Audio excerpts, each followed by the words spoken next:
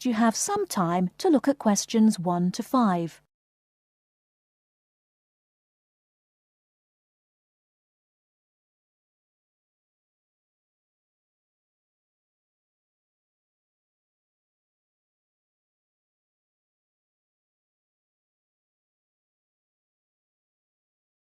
Now we shall begin.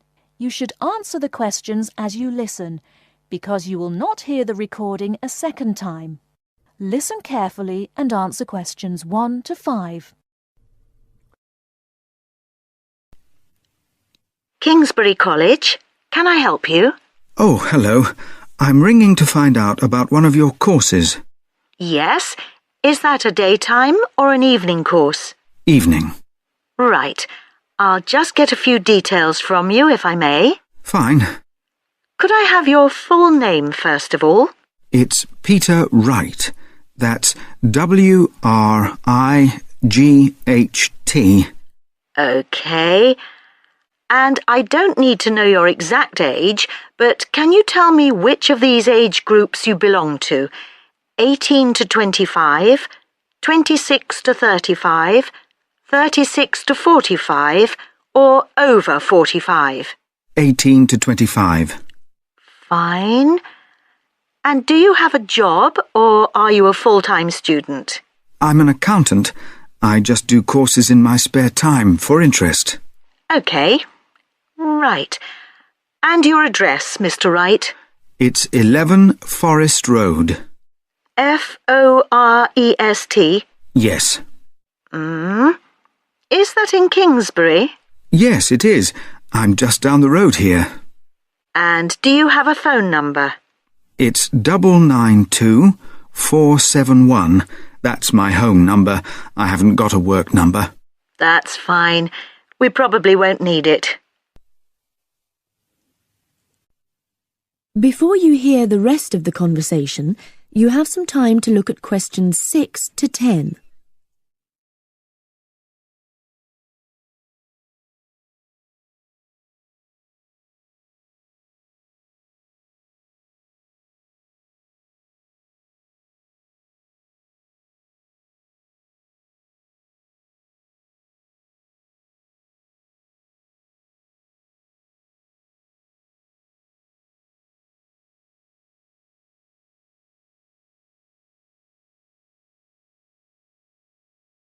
Now listen and answer questions 6 to 10. Now, you want to register for a course. Yes, cookery. Do you happen to know the exact title of the course? We've got Thai cookery on Wednesdays, or Mexican cookery on Fridays, or... Mexican. I'd like to do both, but I'm busy on Wednesdays. OK. Well, you can always do the other one next term, I suppose. Now, do you know when it begins? Is it the 26th of March? That's right. And it's £45 in total. That's including the ingredients. How would you like to pay? Card? Cash? Can I send a cheque? You can, yes, as long as it arrives at least 1 week before the start of the course. OK. And I'll just give you a reference number, if you could make a note of it and write it on the back. Yes? It's CZ943. Yes, got that. Good. Well, there's just one last question.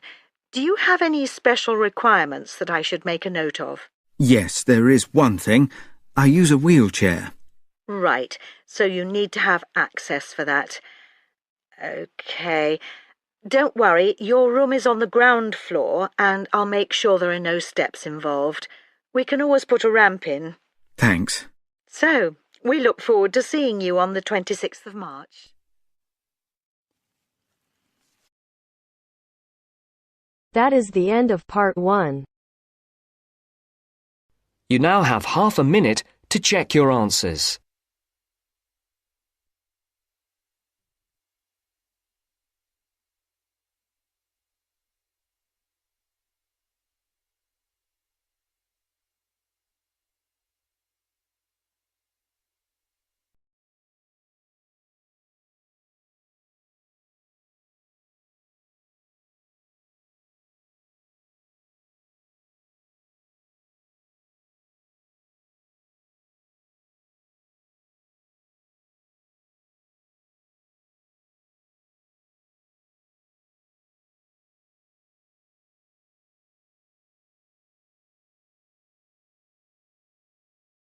Now turns to part 2. Part 2. You are going to hear a conversation between a student and a driving instructor. First, look at questions 11 to 14.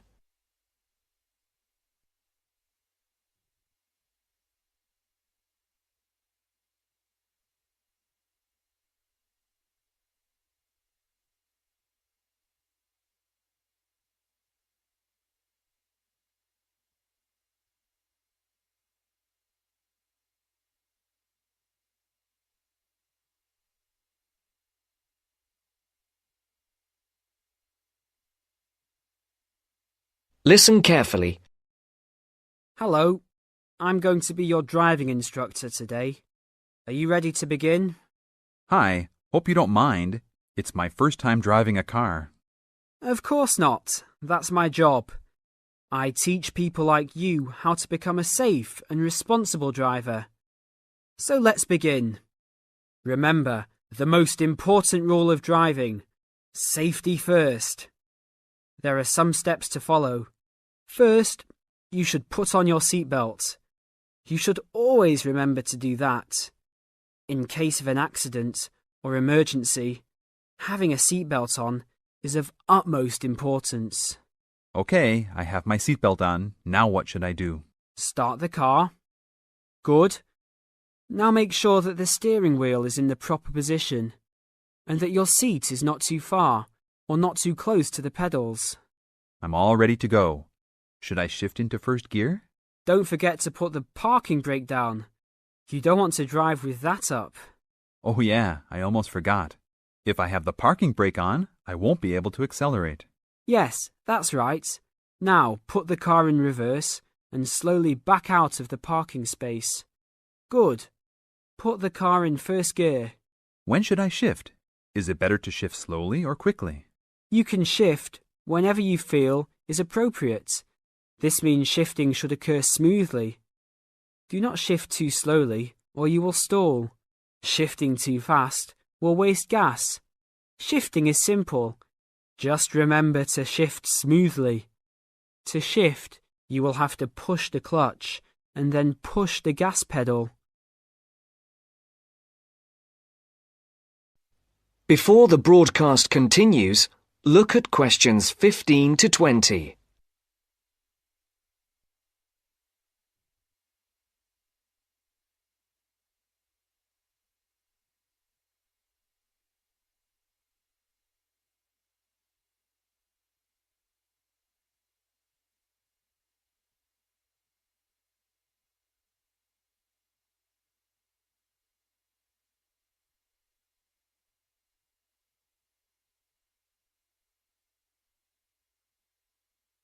You will now listen to the second part of the talk.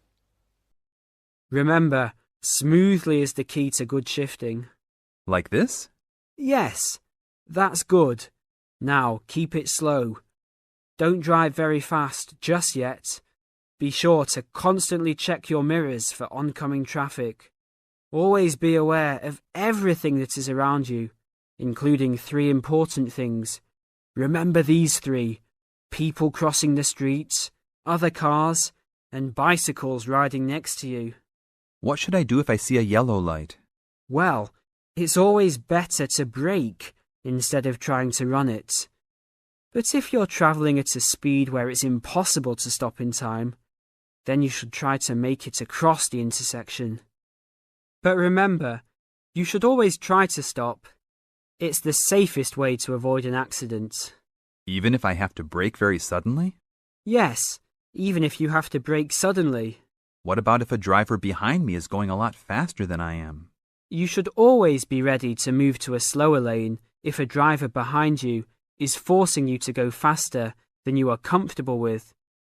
Never try to speed up to accommodate a faster driver. You could risk an accident or a speeding ticket. It's better to let him go. That sounds like good advice. Be careful. There is a sharp turn up ahead. Remember to brake before turns. Otherwise, you might flip over if your speed is too high going into a turn. Got it. I know that I should always try to observe all traffic safety. That's right. If safety is not your first priority, it will make driving very dangerous for you and other drivers on the road. Okay, park the car here. You did a great job today for your first day. I'll see you in 3 days. Thanks so much. I will see you then.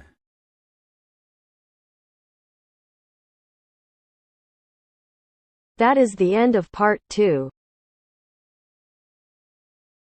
You now have half a minute to check your answers.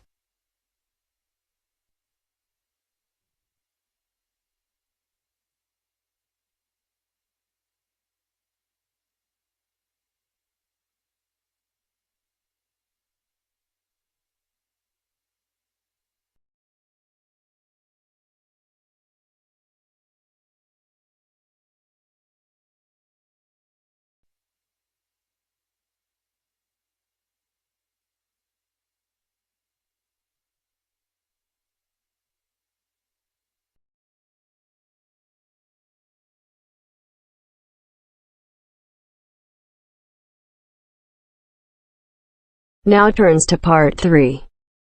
Part 3. You will hear a conversation between a student, Kayana, and a professor about an assignment. First, you have some time to look at questions 21 to 27.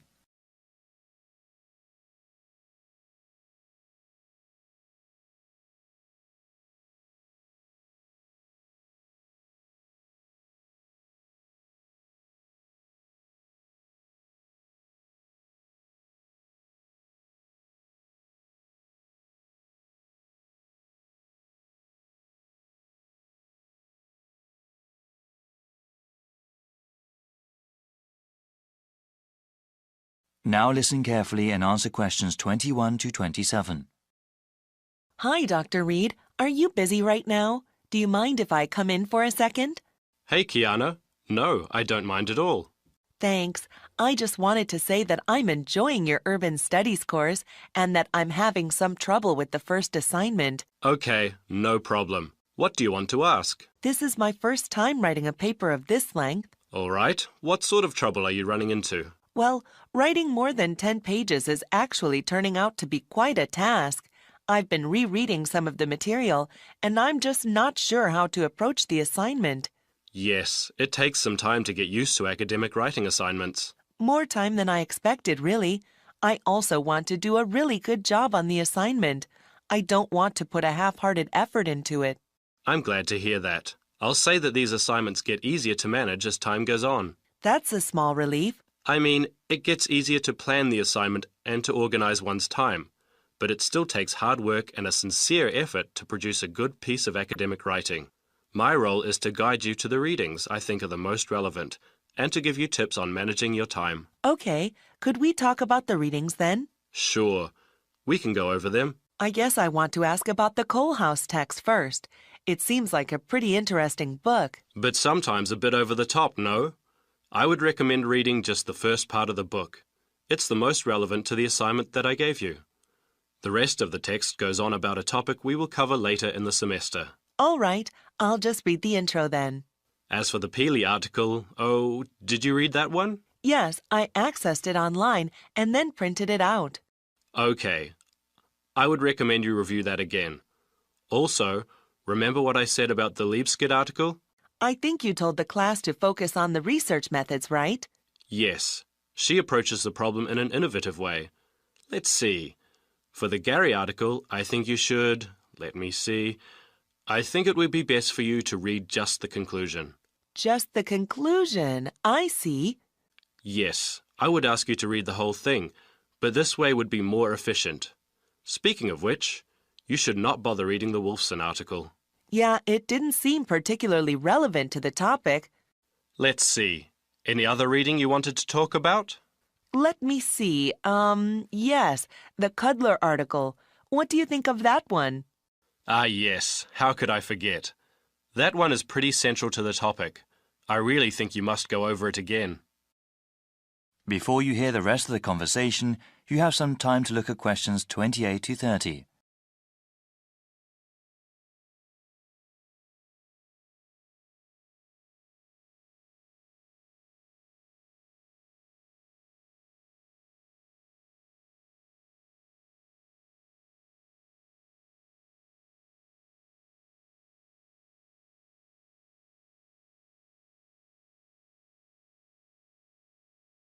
Now listen and answer questions 28 to 30. All right. Is there anything else you wanted to ask about? Yes, I wanted to ask about the line graph that you provided. It seems that the legend identifying the different parts is not there. Ah, it must not have been photocopied correctly. Here, let me explain them. They all represent percentages of the population in Manassas, okay? Line 1 here at the top is the percentage of people who were born in a foreign country. Born outside the country. Okay, and this one?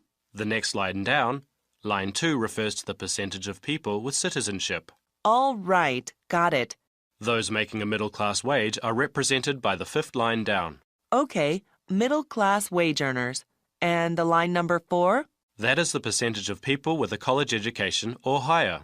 All right, and the one in the middle? That one is the percentage of population who are married and have children. Got it. Thank you so much, Dr. Reed. I really appreciate your help.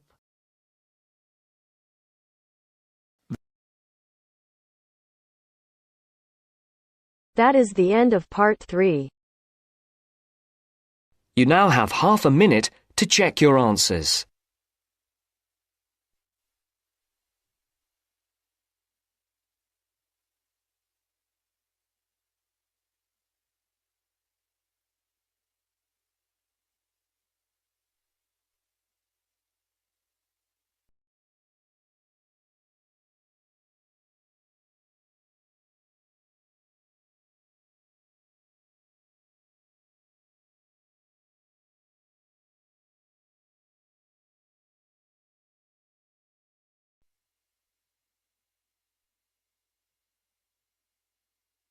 Now turns to part 4. Part 4. You will hear part of a lecture on cities of the future. You now have 30 seconds to read questions 31 to 37.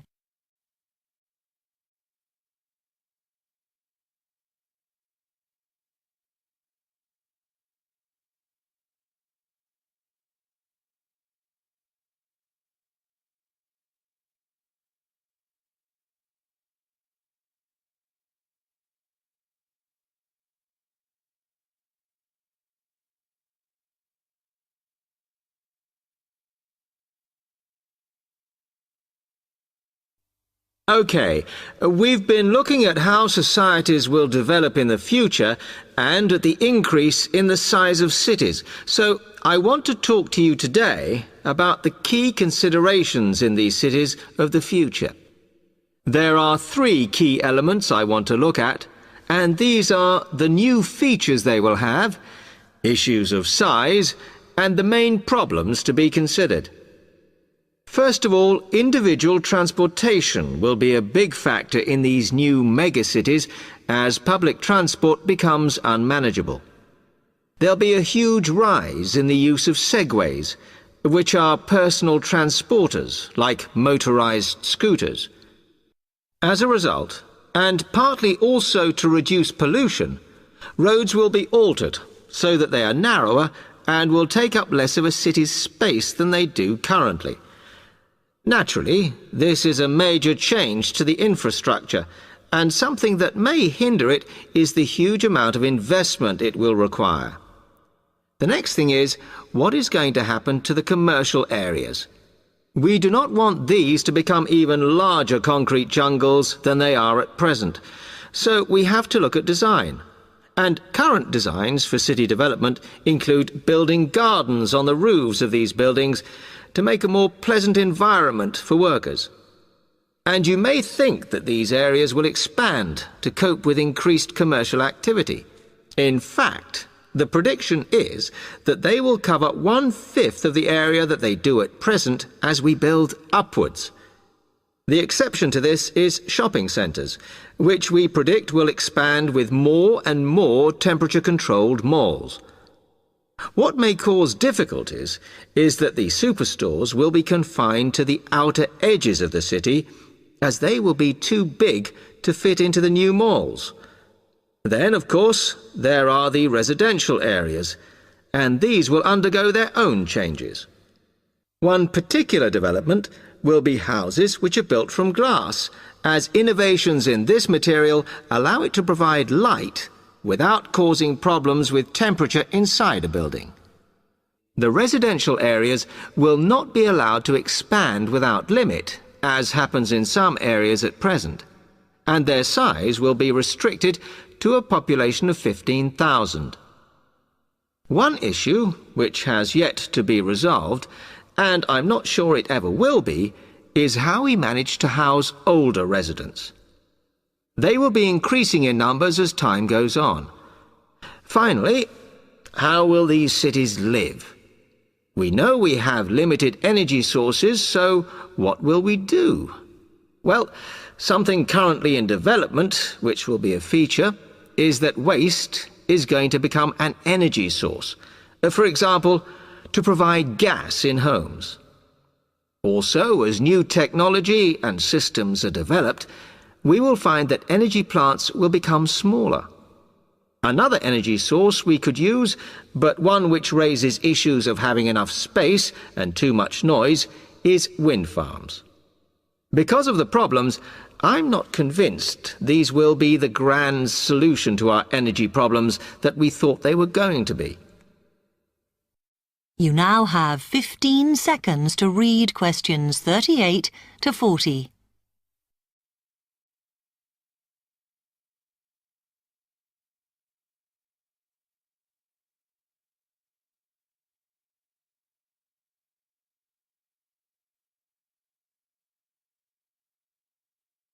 Now, moving on to looking at the social aspect of cities, we need to look at housing and how people will live.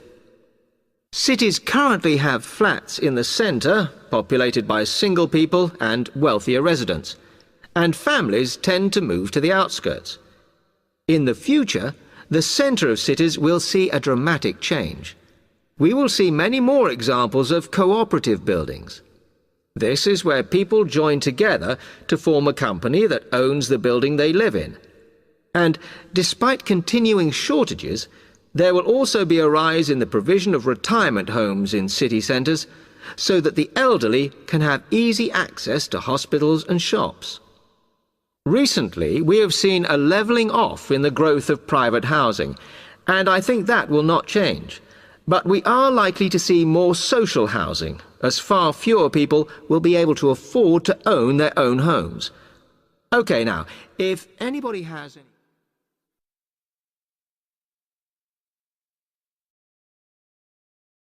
That is the end of part 4. Check your answers.